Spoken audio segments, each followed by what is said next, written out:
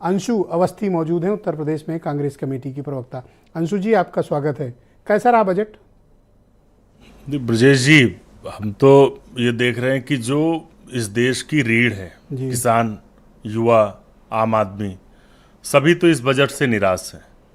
तो अब बजट आप समझ सकते हैं कैसा रहा है। भाई, मैं दो अवस्थी लोगों के बीच में नहीं पड़ता, आप लोग आपस में बात कर लें, बताएं। नहीं, इसमें अवस्थी वाली बात ही नहीं, इसमें सोच की बात है। एक आदमी वो है जो उद्योगपति के साथ खड़ा है, एक आदमी वो है जो लोगों के न्याय के लिए लड़ रहा है, ये फर्क है। देखिए, हम तो ये देख रहे हैं कि भारतीय जनता पार्टी को आखिर हो क्या गया है।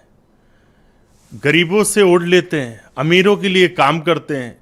इस बजट से इस देश के किसानों को बड़ी उम्मीदें थी। 6,000 रुपया उनको मिल रहा है, किसान सम्मान निधि, सबको मिल भी नहीं रहा। हमें उम्मीद थी कि महंगाई बढ़ी है, 45 साल में सबसे ज़्यादा महंगाई है, तो कुछ किसानों को इसमें आराम मिलेगी। जो 6,000 रुपये किसान सम्मान निधि है वो बढ़कर कम से कम 15,000 रुपये हो जाती तो देश के अन्नदाता को फायदा होता। और इस देश का अन्नदाता लगातार दुखी है। पिछले 9 सालों में 50,000 से ज़्यादा किसानों ने आत्महत्याएं की हैं। 14 लाख करोड़ रुपया उद्योगपतियों का माफ हुआ है, राइट ऑफ हुआ है, लेकिन किसान के बारे में कोई चिंता नहीं सरकार को। किसान को तो सिर्फ मीठी मीठी बातें दी जाएंगी। प्रधानमंत्री जी आएंगे, मन की बात सुनाएंगे, किसान की बात खत्म होगी। ब्रजेश जी, देखिए, बड़ा आश्चर्यजनक है कि जो हमारा डायरेक्ट टैक्स स्लैब था 7 लाख का, सरकार एक तरफ खुद मानती है कि जो 8 लाख तक के आय वाले लोग हैं वो वीकर वर्ग में है, गरीबी रेखा में है, जो इकोनॉमिक वीकर है, और 7 लाख के टैक्स को आप बढ़ा नहीं रहे, तो ये तो अपने आप में ही असमंजस है। दूसरा, जो सबसे बड़ा आश्चर्य, 45 साल में सबसे ज्यादा महंगाई, 200 की सीमेंट 400 450 की हो गई, मोरंग 30 रुपए से 80 रुपए की बिक रही। लेकिन जो प्रधानमंत्री ग्रामीण आवास है वो 1,20,000 में कौन सा घर बनाएगा। हम तो उम्मीद करते थे कि कम से कम 34 lakh crore direct benefit transfers हो रहे हैं।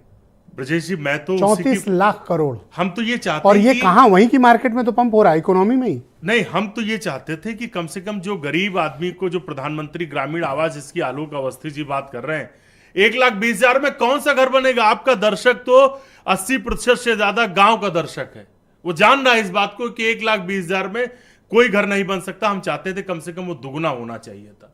ये सबसे शर्मनाक है। सरकार सिर्फ और सिर्फ झूठ का पुलिंदा लेकर चल रही है और इच्छा शक्ति खो चुके हैं। 10 में कितने नंबर? इनके पास इच्छा शक्ति नहीं बची है कि कुछ काम करे। 10 में कितने नंबर देते हो? नंबर कहां से दें? अरे इतने जालिम भी न बन जाओ, कुछ तो दे दो। चलो, प्रदीप भाटी के समझ में आता है कि वो तो टैक्स काटने के लिए बैठे। ब्रजेश जी, आप तो थोड़ा रहम करो। भाजपा के लोग ये वाहवाही लूटते हैं कि हमने रशिया से तेल खरीद लिया और जो है 1.5 लाख $1 बिलियन बचा लिए, लेकिन देश के आम आदमी को डीजल पेट्रोल सस्ता मिला।